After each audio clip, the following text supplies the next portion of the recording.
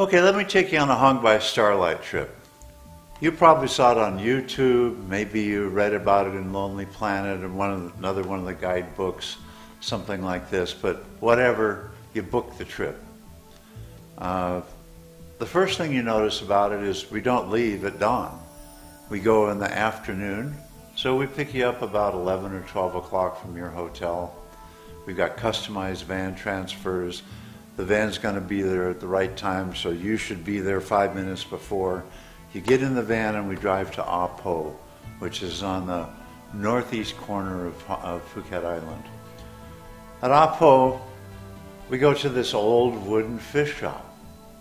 Why? Because that's where I first went from when I first explored Phang Nga Bay in January 1989. And the fish shop has stayed pretty much the same ever since. So we collect everybody at the fish shop, then we take the bus down the pier. We get on one of our large escort boats, take about 36 people on each boat, and we take you out to the bay. It's going to be about an hour, so the first thing we do, we'll give you a light lunch. You notice it's a veggie lunch. It's very healthy food. That's because I used to be in cancer epidemiology. I know good food. We're going to turn you on to some really good food. That's a simple lunch. It's tossed green salad, noodles, Chinese noodles, and spring rolls. Then as soon as you finish that, the lead guide's going to give you a briefing because we're really natural history by sea kayak. So he's going to talk about the nature, but we're also going to talk about the boats, how you get in and out of the boats, how you're going to go through the caves and into the lagoons. By the time that's done, we're at the islands. So you really didn't even notice that you were on the boat for an hour. As soon as you get out there, your guide has been appointed to you, so that's going to be your friend for the day. You get into one of our Sotar kayaks, custom built in Grants Pass, Oregon by Sotar, the world's best, strongest inflatable kayaks. And your guide is going to take you, two people with one guide, through the rest of the day. You're going to go into the caves, into the hidden lagoons, which are really a time machine. When we get in lagoons, you're going to find things like mud skippers, the first vertebrate to come out of the sea onto land. They breathe both water and air. They jump around a lot of the times. You're going to see hornbills, crab-eating macaques. It's all a big evolution trip. A lot of fun, very spectacular, very interesting experience, but also cerebral, because we really have a message that we want to get to you. That message is, we've got to protect Mother Earth. She's in peril right now. And we've got too many people, and we really have to learn to respect nature if we expect our children to see it. We go through the day. We're going to take you into 2 or 3, maybe 4 different caves. And then we come back, we'll have a swimming break.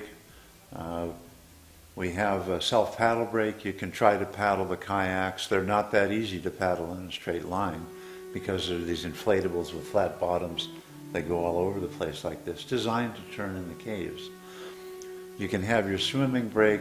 Then we'll come back on board, and one of the highlights of the trip is a cultural experience called Loy Krathong. So your guide will actually show you how to make a krathong that at nighttime you're going to float in the sea, and it's got candles and incense and everything. Then we're going to have a dinner. The dinner is extremely healthy. It's almost vegan, but not quite. We've got aeroponic vegetables. We've got net-caught fish, net-caught shrimp, nothing from the farms. That's poison stuff. Brown, red, and black rice, no white rice. We want to turn you on to really wholesome food, right?